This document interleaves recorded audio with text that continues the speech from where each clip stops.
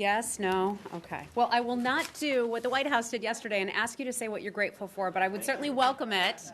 I will welcome it. It was nice. It was a really nice touch, but I'll welcome it. Everyone, how are you? Talk about that. Good to see you. Are you all getting ready for Thanksgiving? Yes, no, okay. Well, I will not do what the White House did yesterday and ask you to say what you're grateful for, but I would certainly welcome it. I will welcome it. It was nice. It was a really nice touch, but I'll welcome that if anyone wants to talk about that.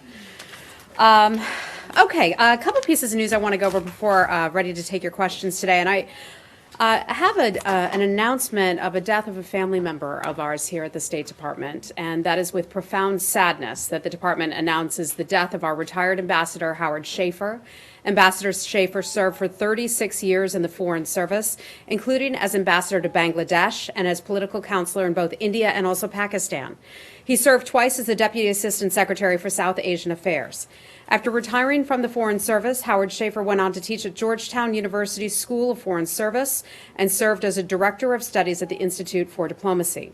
He wrote several books on Pakistan and South Asia, and one he co-authored with his wife, Ambassador Teresita Shafer, and that is now, in fact, used by the department in area studies course for diplomats who are assigned to Pakistan. Anyone, by the way, go to Georgetown School of Foreign Service here? No. Okay. Well, great school, nevertheless. Ambassador Shafer was a generous mentor to generations of Foreign Service officers and is remembered by many in the building as a wise counselor and a true friend. An expert on South Asia, he influenced U.S. policy in the region both inside and outside the government for many years. We extend our deepest condolences to his family, including his wife, the former ambassador to Sri Lanka, Teresita Shafer. Lastly, our Deputy Secretary, John Sullivan, returns today from a three-country trip to Africa. Yesterday, he was in Nigeria, where he led our interagency delegation to the U.S.-Nigeria Binational Commission, which is our annual high-level dialogue with the government of Nigeria. At the Binational Commission, Deputy Secretary Sullivan reaffirmed U.S. support for Nigerian leadership's fight against Boko Haram and ISIS, West Africa terrorist groups that continue to kidnap and kill innocent civilians and destabilize the Lake Chad region and fuel one of the worst humanitarian crises in the world. While there, he met with the Nigerian Vice President Yemi Osinbajo, Foreign Minister Geoffrey Onyenyema, interfaith and civil society leaders, human rights activists, and American and Nigerian business leaders. He emphasized that the U.S.-Nigeria relationship is both broad and deep, and we are committed to expanding our cooperation as we look to the future. The Deputy Secretary called for transparent and credible investigations into allegations of human rights abuses and mechanisms for accountability. He emphasized that fighting corruption and ensuring free and fair elections will make the government of Nigeria more accountable and better equipped to secure its citizens and grow the economy. Deputy Secretary also announced that through USAID, the United States will contribute an additional $45.5 million to support stabilization and early recovery efforts in Nigeria's northeast region. He also visited a U.S. and HIV/AIDS treatment center that was supported with U.S. assistance and met with UN Mission Nigeria employees and also their families. And finally, he announced a commercial and investment dialogue to further develop business networks with the country of Nigeria. And with that, I'd be happy to take your questions. Hi, Josh, you want to start? Hey, sure, thanks, Heather. Why don't we stay in Africa since we were just Okay. there? What's your thoughts on the resignation of President Mugabe in Zimbabwe? And at this point, do you consider it to have been a coup that removed him? And what do you make of the ruling party's move to put the vice president into power, at least on an interim basis, within the next day or so? So certainly what we saw today, the resignation of Robert Mugabe, is a historic opportunity and historic moment for the people of Zimbabwe. The people of Zimbabwe have firmly voiced their desire for a new era to bring an end to Zimbabwe's isolation and allow the country to rejoin the international community. The future of Zimbabwe, though, has to be determined by the people of that country. We look forward to and hope for free and fair elections. What they will do in the meantime is what we hope. We continue to urge unwavering respect for the rule of law and for established democratic practices. Whatever the short-term arrangements that the government may set up, we are not entirely certain just yet. But we anticipate that it'll lead to free and fair elections. Are there any changes to U.S. policy or assistance or other relationship with Zimbabwe that you're aware will be changing as a result of the way he was exited power? Not that I am aware of. I can tell you that last year we provide $220 million or thereabouts in assistance to Zimbabwe. That was for their health systems, food, nutrition, democratic governance, and others. I'm not sure if that number or if that will change, but we're certainly looking forward to the future for Zimbabwe. Okay. Anything else? Can on I that? change topics? Yes. Can you answer Josh's question about whether or not the U.S. government regarded his house arrest by the military last week as a coup, or not? Well, I think what we saw was impeachment proceedings had discussed that, and he made the ultimate decision to resign. So that's what I have. It's not a coup? Those are the facts that I have before me. Those are the facts that I have to share with you. So you can't address whether You know, or there not are it's a certain. coup. I'm not gonna take that bait. Okay. Anything else? Okay. Hi, Saeed. Hi. I want to ask you about the closure of the Palestinian, the PLO mission in Washington, because the reason ostensibly is because, Congress somehow added to their appropriation bill a clause that says that the Palestinians undertake any effort to go to the, to threaten to go to the ICC, then they would shut down the office, But it's also, there's an element of, it's not clear, it's a bit cloudy because, on the one hand, they say if they go into negotiations, then that office will be reopened. While there are no negotiations, the administration has not even announced its peace plan. It did not ask the Palestinians to negotiate. So what is it that you're asking of the Palestinians? What do they need to do to have the office open? Okay, so here's what I can tell you where things stand right now. And there's not a ton of information because some decisions are still in the process of being made right now. So I know this won't be sufficient to quench your thirst for knowledge on this, but let me do my best. So under U.S. law, and you're talking about obviously the congressional law, in order to waive statutory restrictions on the PLO and its Washington office, the Secretary has to certify that the PLO has complied with conditions that were imposed by Congress. In December 2015, Congress introduced a new condition concerning certain Palestinian actions related to the International Criminal Court. The most recent certification period ended in the month of November. We were unable, the Secretary was, to make a new certification, and we have notified the PLO accordingly. Now, the Secretary concluded that the factual record, in particular certain statements made by Palestinian leaders about the ICC, this I'm referring to comments that were made at the United Nations, did not permit the Secretary to make a factual certification that was required by that statute. So he took a very technical look at this and determined that that they were basically the PLO had not complied with the conditions that were set by Congress. Yeah, but neither Israel nor the United States, for that matter, is part of the Rome Protocol, that stipulates that there is nothing involving. It was basically a statement done, in the General Assembly about the intent to go if Israel does not see settlement activities. You are certainly against settlement activities. It was very specific. It was specific to that point on settlement and so on, which you and the rest of the world considers illegal. So I understand that. I hear you on that. The Secretary took a very technical and a very specific look at this and determined that it was not in compliance. I really appreciate you indulging me on this and my colleagues. I just have a couple more. Okay, go right ahead. On this, because what are the legal ramifications? In the past, the Secretary of State would go and actually make the argument that it's a good thing and it is important because you have shepherded all these peace efforts that the Palestinians were involved in, and they made the case and convinced Congress, but apparently not this State Department. They are not doing anything. So, what would be what is the mechanism to close down the office? I mean, I know that they are still actually operating and so on. So we don't know what is the next step. What I can tell you is that conversations will be taking place. Right. We are in contact with the Palestinian officials about the status of that PLO office. I don't want reporters to get ahead of themselves in reporting on this. Okay, so let's try to stick with what we are covering here. we are in contact with them about the status of the PLO office in Washington, as well as in having conversations with them about our larger efforts on the part of a lasting and comprehensive peace process. So these conversations are underway. I saw reports earlier this morning that conversations are not. I can assure you that they are still underway. We are not giving up on the plan for peace. We are not doing that. I mean, you know how important that is to this administration, to Mr. Kushner, and also to Jason Greenblatt as well. They've spent a lot of time going over there, supported by the State Department and our efforts and the ambassador. And so we're continuing to push ahead for a comprehensive peace plan. The Israelis and the Palestinians have both said that they want that as well.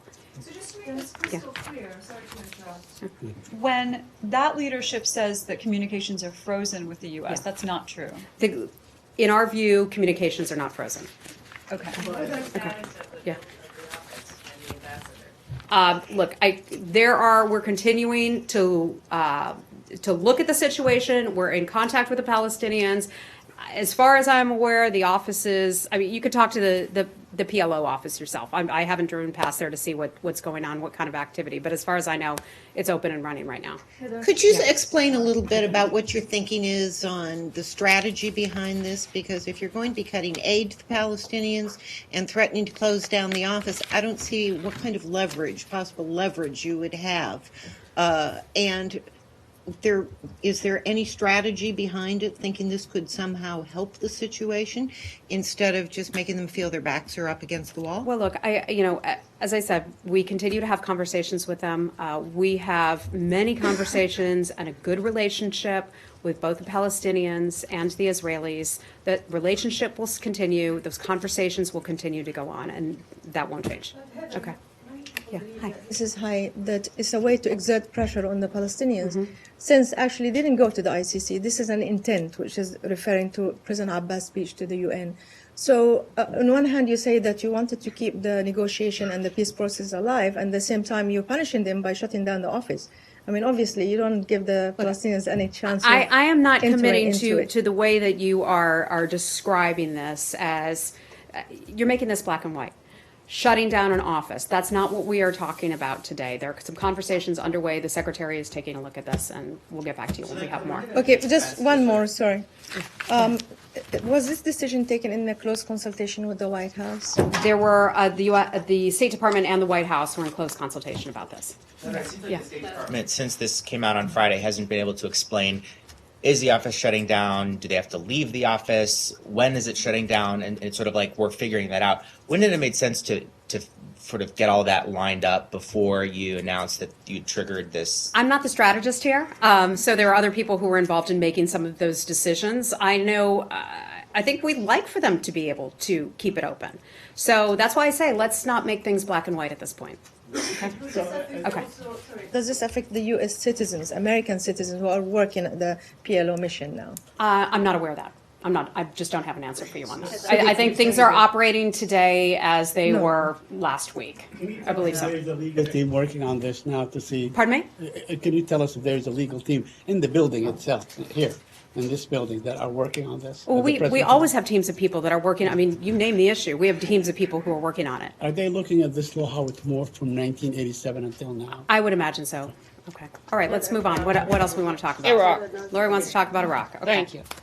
The head of Kurdish Foreign Relations has asked the U.S. to appoint a special envoy to mediate between Baghdad and Erbil. What's your response to that request? Yeah. So we certainly heard about that idea to appoint a special envoy. We believe at this point that this is an issue that can be worked out internally, that it can be worked out between Baghdad and Erbil, and don't feel that it's necessary to appoint some sort of United States envoy in some sort of new position to handle this.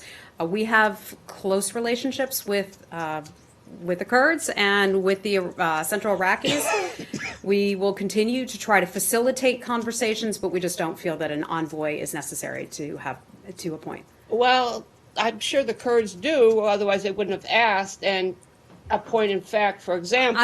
Lori, I'm not aware of a formal request to appoint an envoy. I've heard of this report. I'm not aware of a formal request. But look, I mean, every nation, every dispute around the world could ask us to appoint an envoy. You know, we think that countries can work out some issues on their own.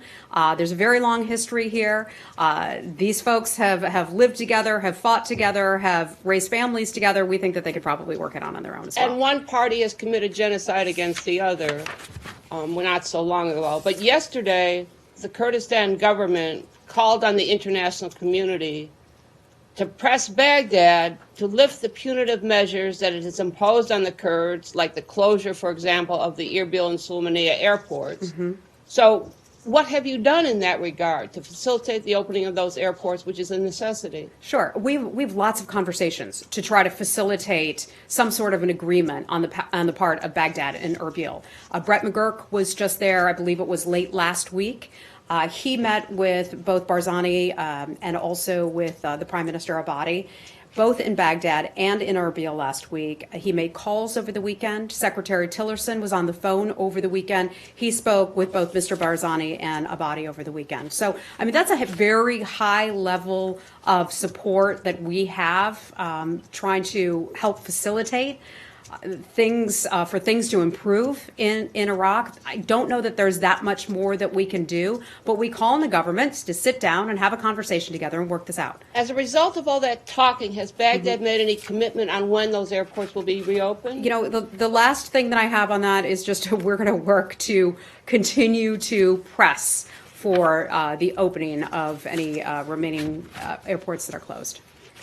Yeah. Hey, Dave. Hi. The decision on the Palestinian mission, as you said, was a technical one made by the Secretary. Yeah. When the Secretary made a decision on whether to designate Iraq, Burma, and Afghanistan as not employing child soldiers, did he do so on a technical basis or on a political one? No, on a technical basis, really.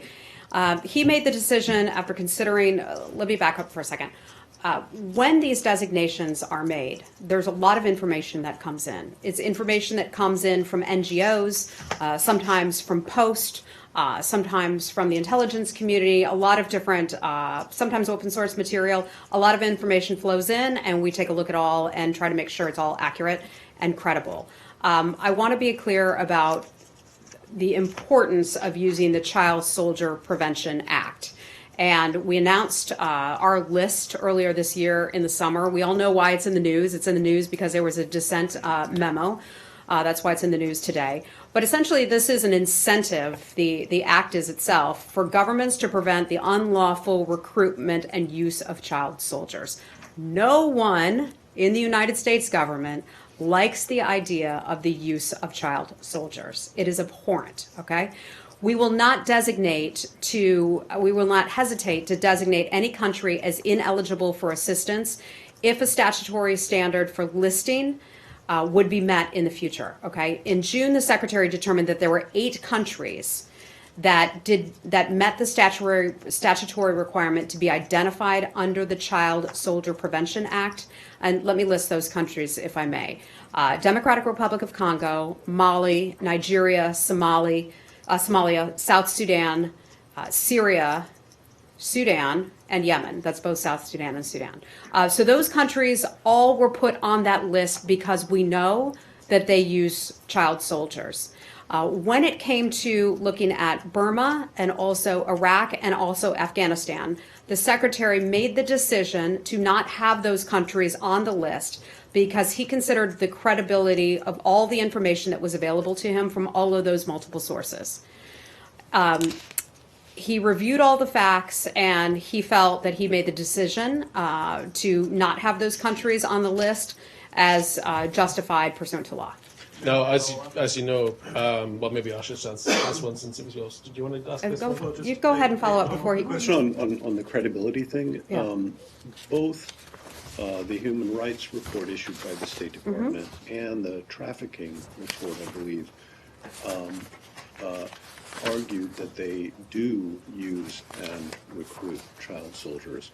So why did the Secretary not find his own institution's reports lacking credibility in this regard? I think part of it has to do with the numbers in the reports. And I'm not going to be able to say much beyond that. There are countries that use lots and lots of children.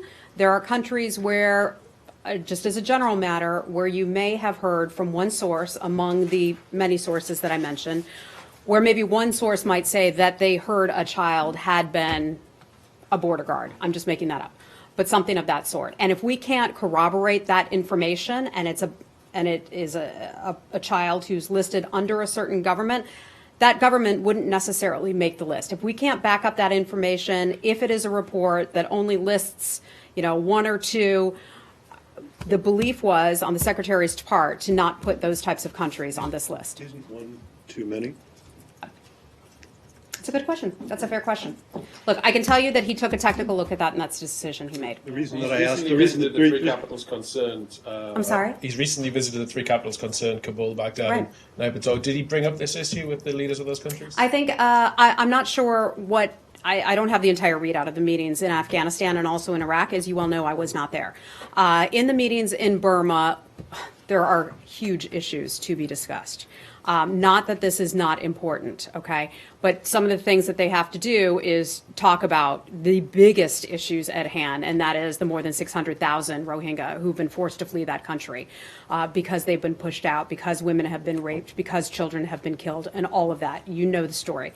Perhaps he did bring it up in some of the conversations. I can't get into the details of all the diplomatic conversations, but these are the types of things that come up regularly in our diplomatic conversations with various countries around the world. Just one follow-up, if I may. I asked the question about isn't one too many, not just rhetorically, but according to the memo which we have, which my colleagues obtained and published. Which memo? The memo unanimously from the State Department staff, including all the clearances on it, said that the statutory standard was met by even one child soldier, and therefore if you doubt your own reports, and I can't argue with that, but if you have sufficient credibility in your reports to publish them and to find that there are, in these cases, at least one, and if the statutory requirement, according to your own internal memo,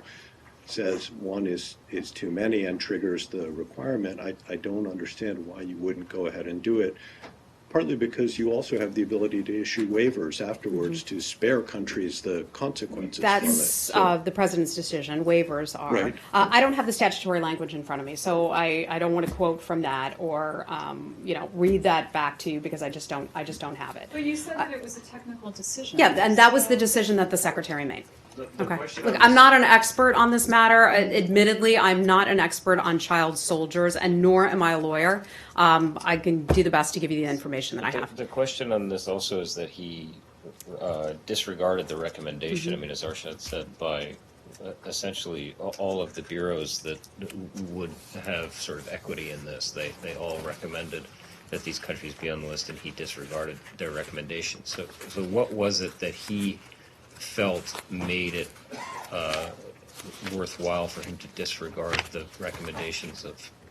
Well, I think getting more to the point is that when people disagree here in this building, there's a channel for that, and that is the dissent cable memo. 4 or 5 of them, to my understanding, are issued every year and that is where people in the building who have a different point of view than the secretary can write up, and that information goes into his office, and he can review that and decide to take that into consideration. He can go along with it and agree with it, or he can decide to, go his own, or he can decide to make his own decision. The secretary did that. He made his own decision on this, but it was not without reviewing the information that came from all the various bureaus and individuals. Can I just clarify? Are you saying that they were left off the list because they have a smaller number? I'm not saying that. I'm just saying. Or is it because they're making improvements, which was noted? That's another thing where improvements can be made. For example, we have a close working relationship with Prime Minister Abadi in Iraq. We were just talking about that. Prime Minister Abadi has taken great strides in not only making the military more and more professional, holding people to account, and trying to ensuring that there aren't child soldiers serving in their various militias and militaries. So we look to those governments as they take better steps in the right direction. But in the law, it doesn't say if they're taking those steps that they can be left off. I'm sorry, I don't have the law in front of me. I should have it in front of me, and unfortunately I don't, so. Okay. On Yeah. this particular issue, you started off this briefing by mentioning that you got a senior official in Nigeria, working very closely with them in their fights against extremism. Yeah. You've also just mentioned that Nigeria is on the list for child soldiers. Do you have any concerns about working so closely with the Nigerian military? Well, look, I don't have any information on that in front of me right now. We have a working relationship with the government of Nigeria. You know that we do counterterrorism operations with that government. That is a huge problem that they face right there. We have tried to assist with that with our training and capacity building with that nation, but beyond that, I can't They comment also have specifically huge on problems this. with human rights abuses by their own soldiers, don't they? And we certainly encourage governments and try to hold militaries and governments accountable when those things do take place. Okay. So if the secretary made this decision then against the recommendations of top State Department officials who obviously have a lot more experience on this issue and in the State Department than he does, I mean, what does that say about his value of their expertise? I think it says that people had a different opinion on this particular matter, and the secretary weighed that opinion and thought about it and decided that he wanted to have a technical compliance with the law in the way that he read it, and that was the decision he made. But, look, ultimately this is democracy. People weigh in, but then ultimately the leader has to make a But decision. he could have made the decision to just work with the White House and deal with the waiver. I mean, why the urgency, I guess, to do it this way? I get it. The TIP report is, this report, which is the part of the trafficking in persons report, is something that's required every year. It was something that came out in the summer. Why the decision was made when it came out months ago, that I don't know. I just don't recall it from that time. Does it? I guess if there is a process and there is a technicality and there is input from within the State Department, and he, I guess you could say, bypassed all of those, then the question is there, why even have this law? I mean, what's the point? Well, I guess I would go back to say, that there are those 8 countries who did meet the statutory requirements to be identified under that. Congo, Mali, Somalia, et cetera, et cetera. Okay? Let's move on to something else. I have one quick follow-up. Is Yes. there any thought about going back to the list or and revising his decision, or is this closed in his mind? Well, this was a decision that was made months ago. Right. It's a decision that was made months ago. But it's the only it's a reason we're report talking about that's it now is because a memo got leaked somehow to the media, and so you have lots of questions about that. About it. Well- maybe that's why things get out. That's fine. That's fine. We believe But so in there's free and no- open press here. What's but that? there's no thought about Not to my knowledge. There is not to my knowledge. Okay, let's move on to something else. Hey, Cindy. Cindy, go right ahead. Yes. Moving over to Yemen, David Beasley of the World Food Program says the Saudi-led coalition is using food as a weapon of war.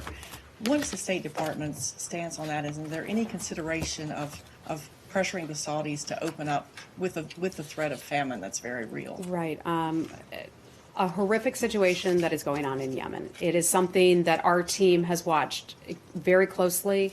The ambassador to Yemen and I were exchanging emails just yesterday about the situation on the ground there. He's not in Yemen right now because we don't have that operation there, but he recently visited to take a look himself. I can tell you we're working very closely with the government of Saudi Arabia. As you well know, we have a good relationship with the government of Saudi Arabia to try to encourage better humanitarian assistance. We recognize the food and the aid and the supplies that are needed in Yemen. The government of Saudi Arabia has assured us that all the ports under control of the government of Yemen have been opened to humanitarian aid and access. We have concerns, certainly, that that's not moving quickly enough. I mean, you saw the pictures on 60 Minutes, many of us did, about the dire situation, especially for young children, and how terrible that is. So we'll continue to have conversations, and those conversations, I can assure you, are happening between our government and the government of Saudi Arabia to try to facilitate better and faster humanitarian assistance. Okay, anything else on Yemen? Okay. Thank you, Heather. As you know, yesterday President Trump announced that the designation of North Korea as a state sponsor of terrorism. What is the State Department's action on this?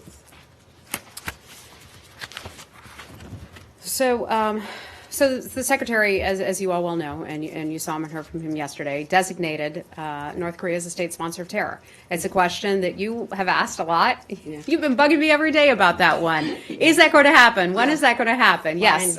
So the Secretary announced that. It involves a couple of things. As you know, the United States has put a series of sanctions on North Korea. We've been involved in a series of secondary sanctions as well. The United Nations has taken its steps in passing and then implementing sanctions from the UN Security Council. We've had our maximum pressure campaign where we're asking governments all around the world to do their part to choke off the money supply that goes into North Korea. All that we view as successful. The Secretary was happy to be able to announce some other countries just yesterday that are taking new steps to choke off that money supply. I believe it was Malaysia and a few other Asian countries that have stepped in, that are doing more. Deputy Secretary Sullivan was just in Sudan, where the government of Sudan has now said that they will stop buying military weapons from North Korea. We look forward to them adhering to that commitment, and we're very pleased to hear that. Sanctions can be put in place. You saw some come out from additional sanctions can be put in place. You saw that come out from the Treasury Department earlier today. So all of these things, sort of working in harmony, we believe are having an effect. Part of what this does, it further isolates North Korea. North Korea is certainly a pariah state. We wish that weren't the case. But I think it brings the international world, it calls attention to the horrific things that North Korea has been engaged in, and it calls to the attention, calls to the world that level of attention to it. When we call a country a state sponsor of terrorism, that means something. That means something. People will notice, and we believe that that's just another part of the overall campaign. Now, the reason it was done was because of efforts, activities on the part of the North Korean government and assassinations. That is why they were designated that. But all of this pulls together and puts pressure on North Korea. So regarding North Korea, yes, there is an influence also extending to Cuba, while President Trump has designated Korea as a nation sponsoring terrorism. The North Korean foreign minister visited Havana today, so its influence is quite close to physically the United States. How does the State Department view this? Yeah, I haven't asked our top officials about how we view North Korea apparently visiting Cuba. They're certainly welcome to fly to Cuba and have conversations with the Cuban government. I'm just not aware of any conversations that we've had with the Cuban government about that.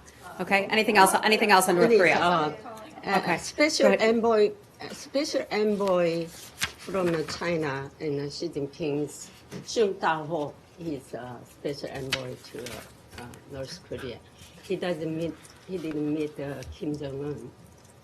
What did you feel? The special envoy from China did what? Did not meet Kim Jong-un. Okay. So what do you... I would have to refer you to that government to answer that question.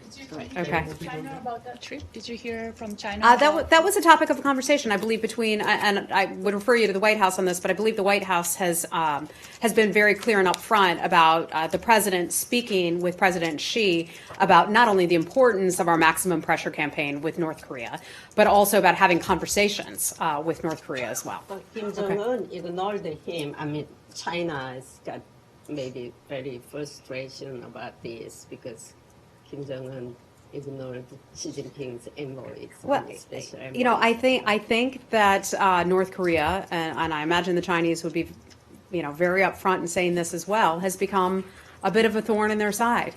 So, just leave it at that. Go ahead.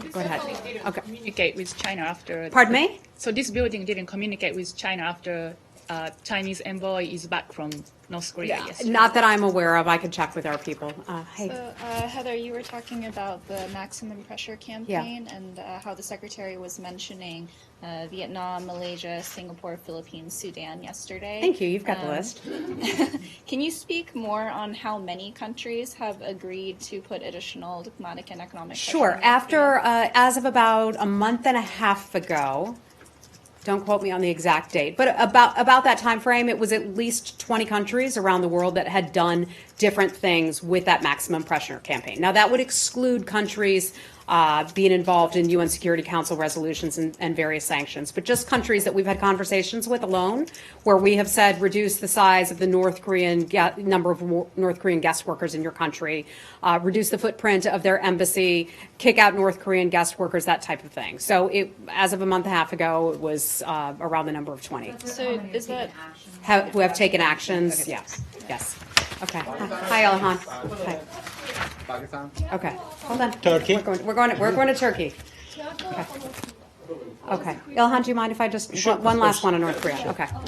The sanction Treasury Department announced today include 4 Chinese companies. Have you talked to China about this sanction ahead of time?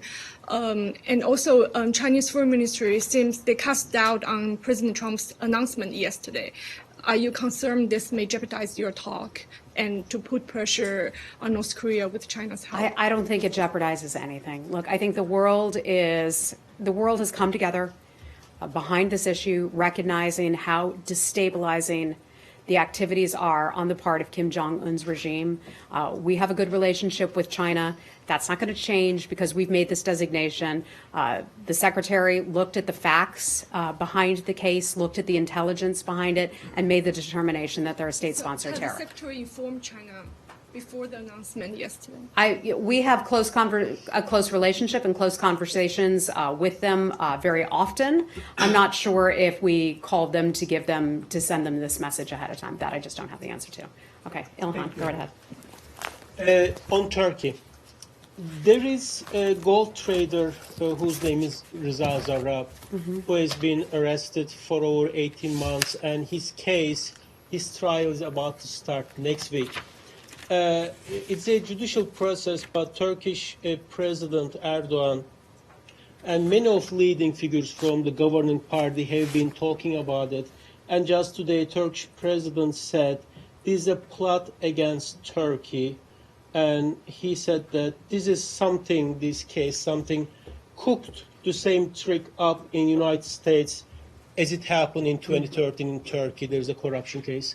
Are you trying to cook a plot against Turkey? What's your We've heard that story, that old same song and dance from Turkey before, and I would have to give you the same answer. Last time they accused us of trying to foment some sort of a coup, and I would say that is ridiculous. We are not engaged in that. Anything related to that particular case, I just have to refer you to the Department of Justice. Okay. Turkey is a NATO ally.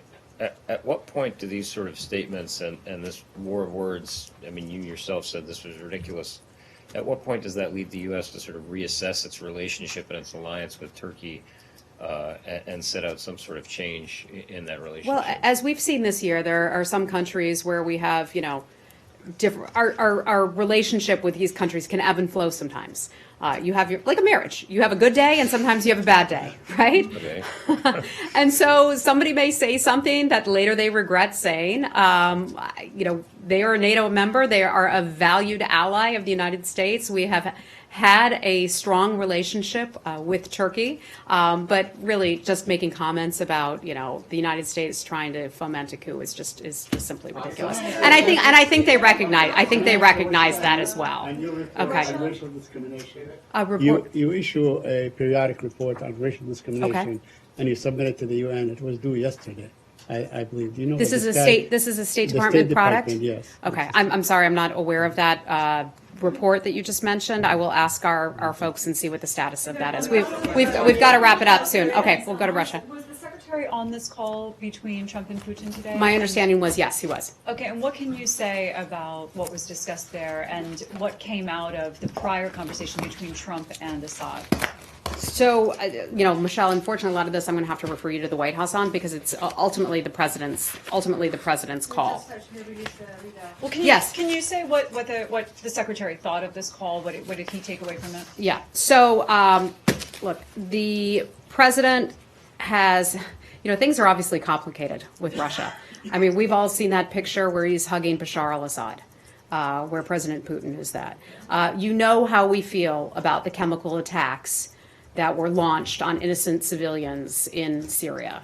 I think we all feel the same way about that as human beings and certainly as Americans as well. I think that hug is proof that Vladimir Putin bears a certain responsibility for trying to help out Syria, for trying to get Bashar al-Assad to, trying to get that government to put pressure on Bashar al-Assad so they don't do something like that again. We strongly support the Geneva process and the Geneva talks.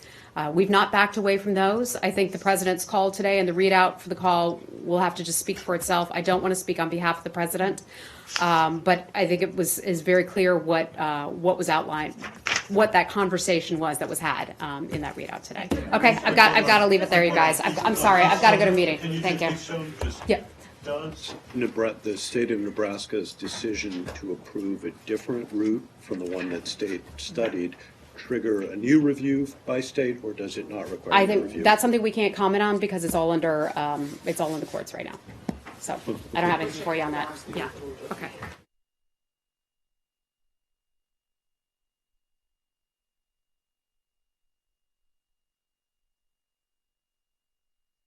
All right, folks, thank you very much for joining us and choosing us as your stream of choice. If you are new to the community, we encourage you to subscribe and click the notification bell.